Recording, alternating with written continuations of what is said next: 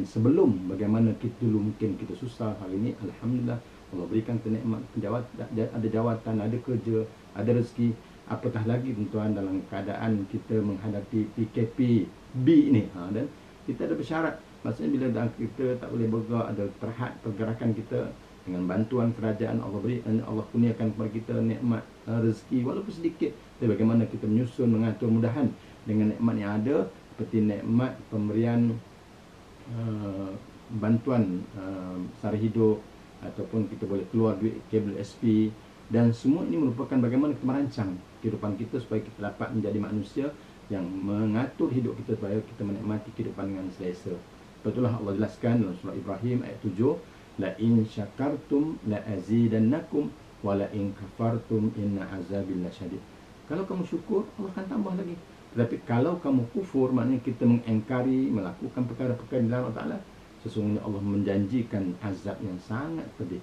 Ini kita bimbang, bukan sekadar kepedihan hidup di dunia, tapi azab yang akan menimpa kita ialah bagaimana kesusahan, kepayahan kita waktu nak mati, susah payah kita waktu kita di alam barzah, susah dan payah kita waktu di pada mahsyar, dan seterusnya di akhirat kita tak dapat nikmat untuk masuk surga Allah Ta'ala. Apa yang penting dalam kita melayari kehidupan kita sebagai seorang insan, seorang manusia, bahawa kita kena mensyukuri. Betul Allah sebut tadi, kalau kamu bersyukur, Allah tambah lagi, tambahkan ketenangan, tambahkan kedamaian, tambahkan kebahagiaan dalam rumah tangga, tambahkan anak-anak reti dan tahu mentaati, dan juga sangat menghargai ibu dan ayah mereka. Dan ini merupakan nikmat yang besar.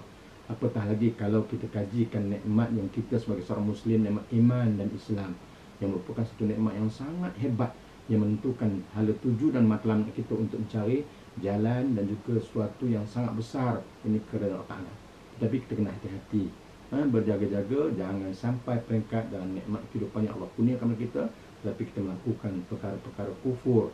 Maknanya kita kufur nikmat, masuk kepada nikmat tak erti berterima kasih dengan apa yang kita miliki, yang kita Allah anugerahkan, tapi kita gunakan benda-benda ini dengan jalan yang tidak betul. Umpamanya hari ini tengok bagaimana nikmat masa Allah kurniakan kita, boleh bersama keluarga, bekerja di rumah, tapi kita menggunakan nikmat masa lapang kita dengan jalan main game, main video, sampai bergaduh suami isteri. Itu apa artinya?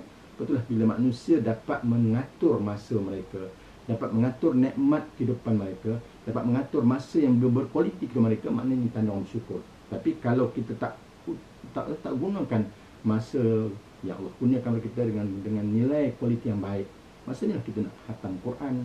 Ini tambah kita di penghujung, ada minggu kedua bulan Syawal, masih lagi bahang suasana sambutan hari raya.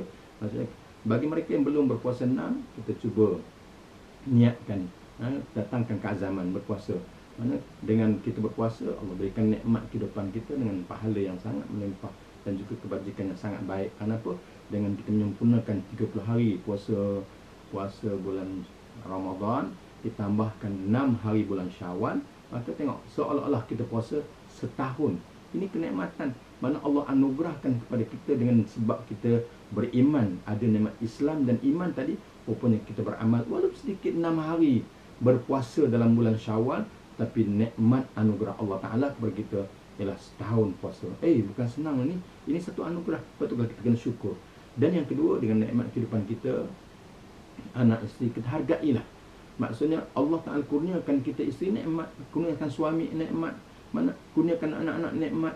Jadi jangan kita salah didik mereka, jangan kita gunakan kerana kita sebagai ayah atau kita sebagai ibu, kita zalimi mereka, kita kejami mereka, atau kita menginai mereka, dan akhirnya Allah akan tengok. Hari ini jumpa tuan-tuan, bagaimana orang waktu mudanya dia tak sedar dan dia tak ambil tanggungjawab untuk mendidik anak-anak mereka, dan kadang-kadang lepas tanggungjawab pada isteri, suami boleh kahwin tinggal umpamanya lah. Ini berlaku dalam masyarakat.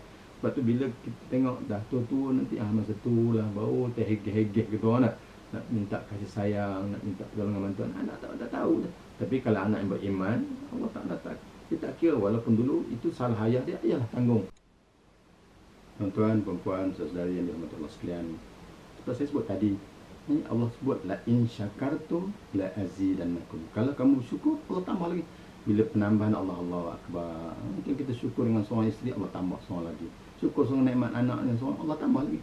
Tapi wala in kafartum inna azabi lasyadid. Kalau kamu kufur, Allah Ta'ala jelaskan bahawa sesungguhnya azab pedih. Sebab tu kita kena ingat, dalam kita mensyukuri nikmat anugerah Allah Ta'ala kepada kehidupan kita, seperti tadi kita ada masa, kita ada jawatan, kita ada kedudukan, dan kita ada segala-galanya, kita kena lakukan segala apa yang Allah kurniakan kepada kita untuk melakukan sebalik mungkin, memberikan ketaatan, kebaikan kepada orang lain.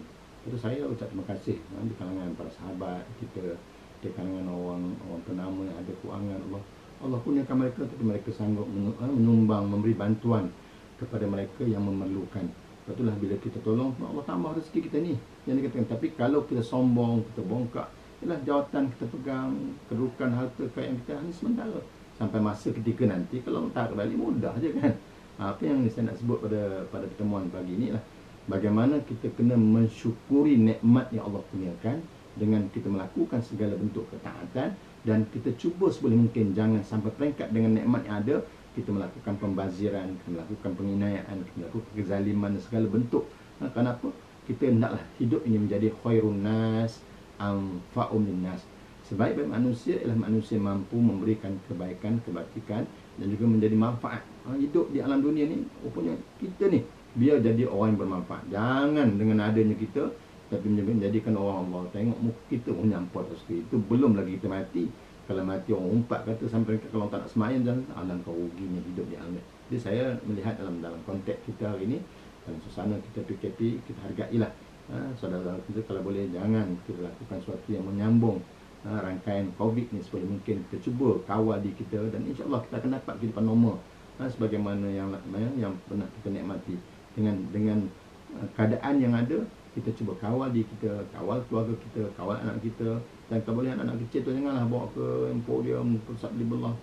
Jaga, kerana kita sayang mereka. Ini nikmat Allah punya. Dan begitulah, kalau saat ketika mereka berada dekat rumah, berikan perhatian. Kalau anak yang belum reti baca, bimbing mereka. Kalau belum hatam Quran, ajar mereka sampai hatam Quran. Dengan nikmat suasana kita bersama, duduk di rumah, kita menjaga kebaikan bersama, insya-Allah Allah akan berikan kebahagiaan satu yang sangat luar biasa dalam kehidupan. Seperti tadi, jangan kita bandingkan diri kita dengan orang lain. Memang kalau kita banding, orang tak pernah cukup. Sebab tu, kalau kita bandingkan diri kita dengan sebelum, bagaimana dulu dan bagaimana nikmat kita ada sekarang, alhamdulillah, syukur. Begitu juga kalau kita bandingkan keluarga kita, jangan banding keluarga orang lain. Kalau kita banding keluarga orang lain, memang tak cukup. Tahulah dia, kita tak tahu bagaimana sumber pendapatan. Jangan kita nak kira duit poket ataupun bagaimana sumber pendapatan, tapi kita tahu bagaimana kita mengatur kehidupan kita supaya kita menjadi manusia bukan sekadar mensyukuri nikmat, tetapi kita tidak menjadi manusia yang kufur kepada nikmat yang Allah kurniakan kepada kita. Mudah-mudahan kita rahmat kepada Allah Ta'ala, dan segalanya lah kebaikan kita, dan Allah akan anugerahkan sesuatu yang sangat istimewa selepas nanti kita sedar kat dunia, tapi bila kembali menghadap Allah. Mudah-mudahan kita menjadi manusia Rabbana atina fid dunya hasanah wa fil akhirati hasanah wa qina azabannar. Sekian, wabillahi taufiq. Assalamualaikum warahmatullahi wabarakatuh. Hingga jumpa lagi dalam sidang akan datang.